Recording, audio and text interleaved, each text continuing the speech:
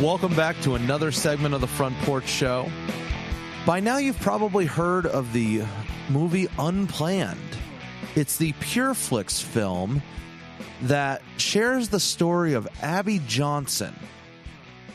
We are joined today by Robia Scott, who plays the role of Cheryl in the movie. How are you doing, Robia? I'm doing well. Thank you for having me on.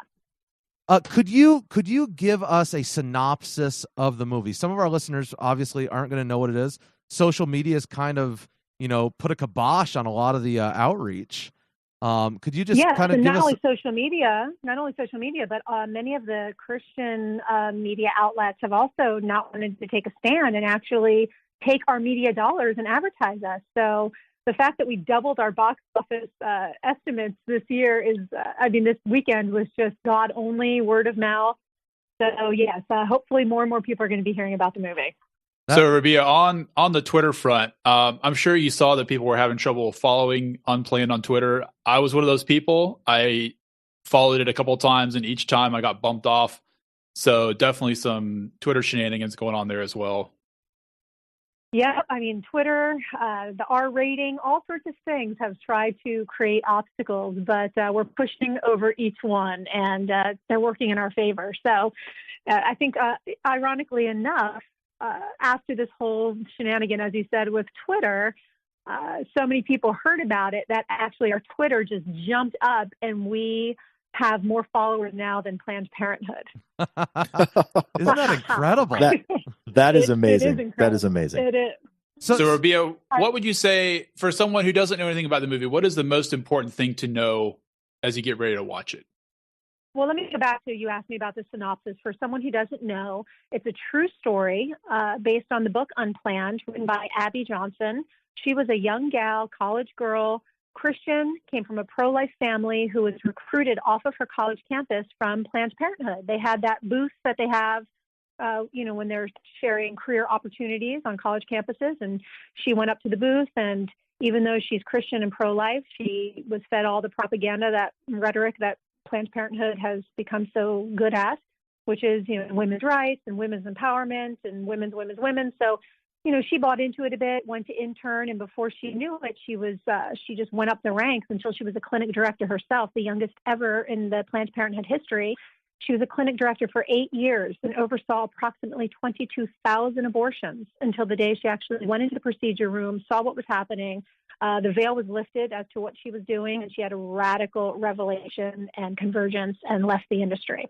So, it's an incredible movie. It's powerful. I play Cheryl, the head of Planned Parenthood, her boss and her mentor, the one who really grooms her and positions her to rise in the corporation. So tell us what made you choose to come back to acting after being, on hiatus for 15 years?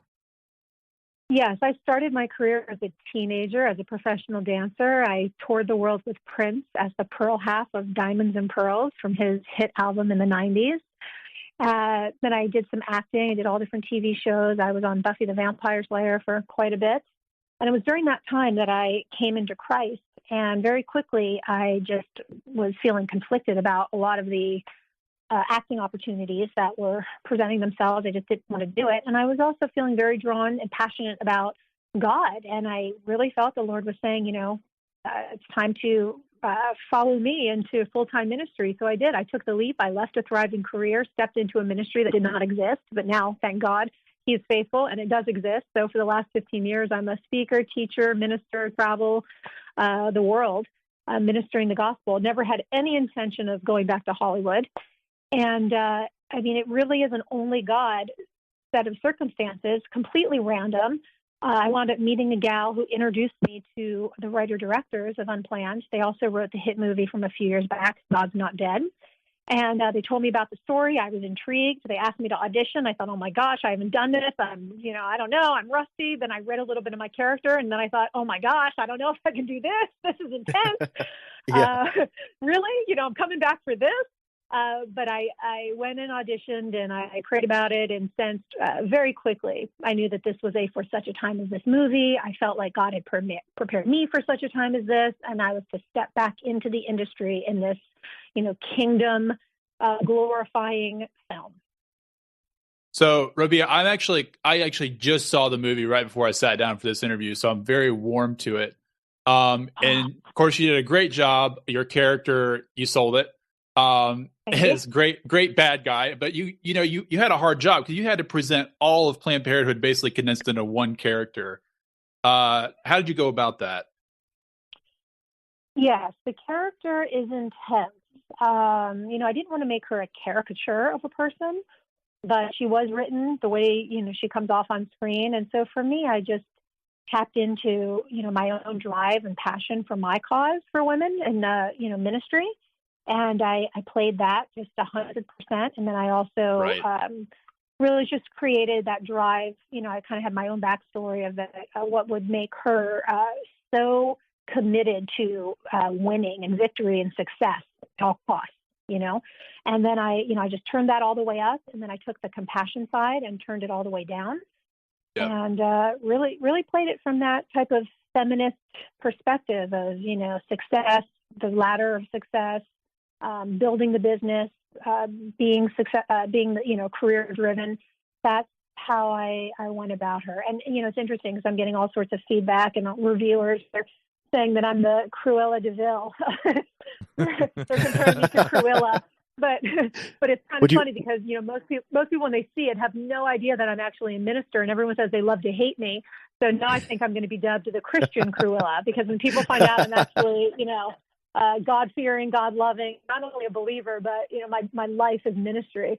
It's the antithesis of that character, to say the least. So one other question. So are you familiar with C.S. Lewis and the Screw Tape Letters? Of course. It is one of my favorite books of all time. So as I'm sitting there watching the end of the movie, I'm thinking getting this close to such a demonic subject has got to leave a little bit of an abrasion on your soul. Did you experience that?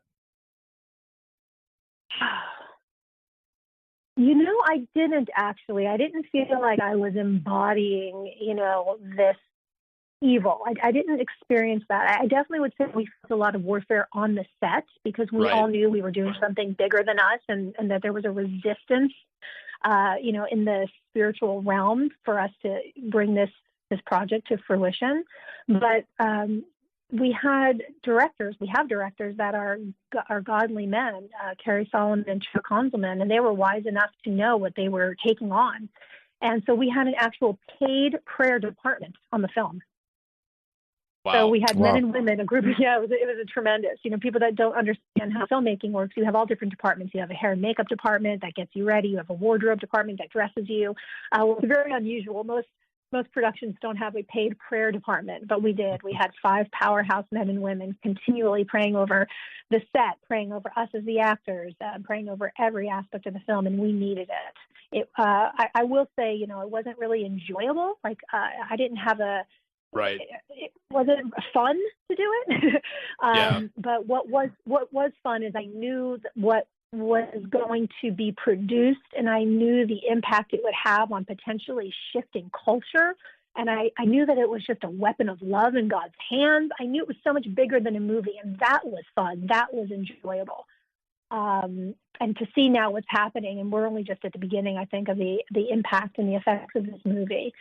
So I don't know if I felt residue, but during the whole time I was shooting, I felt a little bit of that heaviness. But then once I left and walked away, I was able to shake it off and get back to my anointed, God-loving self. That's amazing. You mentioned having those people praying for the work during it, and it really seems that, like we mentioned at the beginning, there's been so many obstacles for the show to overcome, and it really has at every corner. And I was wondering, what do you think of the R rating that was applied to it? Do you think that it's worth it with just, obviously the travesty that is abortion, or do you think that this is, the Motion Picture Association essentially trying to prevent viewership of this movie? I mean, I think we have to believe that there's a little bit of a block attempt there, because what is currently, even on television, is so beyond in terms of sexuality and violence. It's so extreme on television. Oh, absolutely. For our rating, there's 4 criteria: it's sexuality, nudity, foul language, and violence. And Unplanned has no sexuality, has no nudity, has no foul language. But the Motion Picture Association did deem seeing certain scenes where they take you behind the curtain in the abortion industry, they deemed that as violence. So they actually admitted that abortion is a violent act. Interestingly enough, when on one side they say it's women's empowerment, but then they said to actually look at it and see it, it's an act of violence. Yeah, So, that's what I found the most ironic, I think, is like you said, and that was going to kind of be my next question, is really they put themselves in a corner because, like you said, in saying that qualified for R rating violence, they have admitted the violence of the act of abortion. It's really amazing. Precisely. And I think that in everything that has tried to stop us, it only adds fuel to the fire because it got us so much publicity. And, there was another rated R movie a while back called Passion of the Christ, and the R rating didn't seem to stop that one from impacting the world, powerfully. And, I think it's been a great point for us to bring up to, churchgoers, church leaders. There's so many Christians who won't go see an R-rated movie. And as parents, we don't want our kids to see an R-rated movie, our teens. But in this case, this is an extra out of the ordinary case because for us, the R doesn't mean restricted. For us, the R means recommended. It means relevant. It means real. This is not the kind of imagery that you want to protect your teens from or your church body from. This is the kind of, because it's not gratuitous. It's really just the truth on the screen. And even though there are moments in the movie that are hard to watch, it's important to see it. And let me just add this little point too, because I think it's so important. There are a couple scenes that for people it's emotional and it's very challenging to watch. And for me, I think, gosh, isn't that interesting? We've become so desensitized because of what we do see on TV anytime you turn it on to such extreme violence, just cold-blooded murders and the sexuality. And we don't even have any kind of soul reaction when we see that because it's become so prevalent and so commonplace. But to see this imagery, which doesn't even compare, I don't think, to what we see, on regular television, but because it's foreign and we haven't seen it, it's just a bit shocking to the person. So I've got a question for you, and it's gonna sound a little odd, I guess. One of my biggest concerns with Aaron is known for odd questions, I am. by the way. So. Let me see. One of my biggest concerns is with Christian movies is it seems to be targeted at an echo chamber almost. Do you think this movie is going to be able to go beyond that scope and reach outside that echo chamber and actually change lives? That is an excellent question, and I think it already has. Of course, the left media is saying things like, "Oh, this just preaches to the choir," and along those lines. But first of all, it's not a preachy movie. It's not a Christian-y, cheesy movie. It's very different. It's not your normal Christian movie. It's the quality of the filmmaking, the writing, the acting, if I do say so myself, it's just on another level, and it's really not comparable to a lot of what we've seen in the Christian realm. We've already gotten some feedback that's been extraordinary from, we've had some stories and things that have even been published from pro-choicers who have said, my pro-life friend just dragged me to this. I didn't want to go, but they just challenged me to be open-minded. And I went into the theater knowing that nothing, in all capital letters, nothing would change my mind, would make me think twice about my stance. And then the next line is, well, I was wrong. I don't know where I stand now. This really opened my eyes to some things. I'm researching. I'm confused. This has really just kind of shifted me, and I don't really know where I stand. So there's been numerous stories along those lines. I think for us and for the film, the challenge is to get the pro-choice people just to be willing to go, and I just encourage people that if you know you're pro-choice and that's what you believe in, then go. Go to the movie, see the story, see what it is with your own eyes that you're standing for and that you believe. And so you can make a more educated decision about where you stand. And if you know what you believe, then you shouldn't be scared or hesitant to go see this movie. I think that's one of the challenges in our culture today is that people aren't willing to expose themselves to any view that isn't their own. And we end up preaching to the choir. Yes. So what obviously this movie exposes a lot more about Planned Parenthood than the public would like to admit. That's true. What do we say to those people who, they raise up those quote unquote facts that Planned Parenthood just provides services for women? Yeah, for example, I've seen many things on Facebook, people arguing, someone the other day, a Planned Parenthood in my hometown was actually closing, and someone was excited about that, and other people were complaining because, there's no birth control, there's no counseling, they don't actually do abortions. These are the kind of claims that are being made on Facebook. And that is why Unplanned is so important. Planned Parenthood has done a tremendous job at using the media to program us. That's what television programming does. It programs us as to what to believe. And, in our current culture, that left agenda has been so prevalent with getting their message out that, even a lot of the Christian culture does not understand really who Planned Parenthood is. Many of the statistics. That was one of the hardest. That was one of the hardest infuriating things about the movie is just how slick and how professional the package is they present to these women who are in desperate need. And in that hour of need, they give them this false choice, this lie that they can solve their problems by aborting their baby. The irony is the whole crux of the pro-choice movement is choice. But yet when you go into Planned Parenthood, you really are not offered choices. You cannot go to Planned Parenthood and plan your parenthood. They offer no prenatal care there. So if you know that you're going in and you want to have your baby, there's nothing that can really happen for you at Planned Parenthood. When you go there, they don't offer you adoption. They don't lay your choices before you. When you go into Planned Parenthood, it's very purposeful.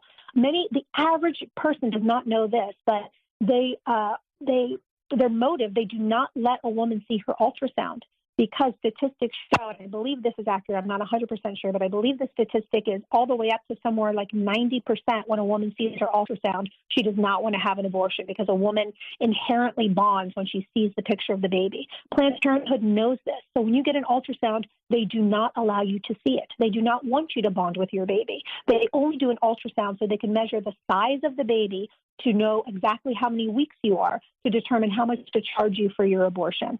They do not do mammograms. They do not do pap smears. They do not do health care. The way they do their 3% statistic with abortion is, if a woman comes in and they, have her fill out 10 forms or whatever, they count that as 10 treatments. They have all these little tricky ways to, arrange those numbers. But the bottom line is Planned Parenthood is an abortion facility. They might offer you some contraceptives, but that is a very, very, very small thing that they do. And basically, I think they do all that as a veil behind what they really do, which is they're an abortion mill. I mean, just straight and simple. That's how they make their bread and butter. They're a $1 billion corporation, and that's not for handing out, birth control pills. They're a $1 billion corporation, and the way they make their money is through abortion. It makes me sick just talking about it. I know. I can't even I'm getting just frustrated sitting here in my seat. Just Aaron and I are both fathers of two. I have one little boy that's about 2.5 months old. I in the first 5 minutes of the film, I almost left. I was just on the razor's edge and I stayed, and I'm glad I did. Because, it's a glorious instrument of knowledge is the only way I know to say it. Like, there's so much knowledge packed in there in that hour and 50 minutes that people must have. So I'm glad we get to talk about it. I'm glad hopefully our listeners go out and go watch it as well while it's in the theater. Yeah, absolutely. I really hope that they do. And yes, there's the right in the opening scene, it hits you kind of hard, but I encourage people to just push through. And because the story, there's so many ups and downs and all arounds in the story, but the real essence of it, it's not to be, gory or any of that. It's a message of hope. It shows you how love really does conquer. It shows the story of redemption, that regardless of what choices you've made, that God can redeem those, and that, your latter days will be better than your former, that He has a future and a hope for you. I think the movie is just infused with healing and an uplifting message, even though there's no question about it. There's a couple scenes that are not easy to watch, but as you said, we need to be educated as a public as to what is really going on in the abortion industry. Thank you. Thank you so much for taking the time to speak with us today. Tell us about your book. As I was perusing your website, I saw that you have a recent book that came out. Tell us about your book. I do. My book is called Counterfeit Comforts, and it was birthed from my part of my testimony years back when I was on television and touring with Prince and doing all these things, and I had just become a Christian, and I was really struggling with the area of food and body image issues and even a little bit of eating disorders. And, I cried out to God and I said, Lord, what is the deal with my food issue? Please help me. And right away, the Spirit of God started speaking to me in my spirit. And he showed me that food wasn't really my problem. Food was really just a fruit of an unhealthy root. And that I was using food as a counterfeit to comfort myself. And if I would learn how to press into God in a different way, he would teach me how to transfer the dependence from the counterfeit to the true comforter. So God took me through this incredible healing journey. Now, I've shared this message all over the world for years and years and years, and I have a book now about counterfeit comforts, and it's really teaching people how to get healed from rejection, abuse, wounds from the past, and how it's very natural for us. It's our natural inclination to move toward counterfeits, whether it be alcohol or cigarettes or food or shopping or things where we just really don't know how to always deal with what's going on with us. So we want to medicate or kind of stuff the feelings down. So I found that this is a universal topic that people, men and women, we all have our counterfeits. They might be a little bit different, but that God's not really judging us for having the counterfeits, just wants to see us get free from them. So, yes, this book is available on my website, which is robiascott.com. And I think it ties in so beautifully with the movie as well, because one of the concerns when people saw the movie is they said, oh, my gosh, this might be too much for post-abortive women. This might trigger them and bring up issues, and we don't want them to relive their past.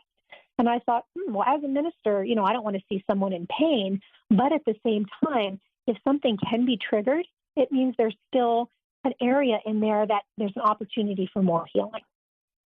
Absolutely. So, Absolutely. I think it's actually a beautiful opportunity that if this stuff comes up, you don't want to stuff it down, you don't want to drink it down, or you put food on it. You don't want to try to avoid dealing with what's in there. If there's something in there and this movie is going to trigger it, then that's a beautiful opportunity for God to come in and do another layer of healing, another level of releasing guilt, shame, regret, so that people can really receive the forgiveness, receive the healing, and move forward unencumbered.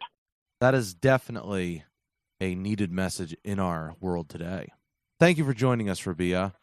Check out Unplanned in theaters now, and check out robiascott.com.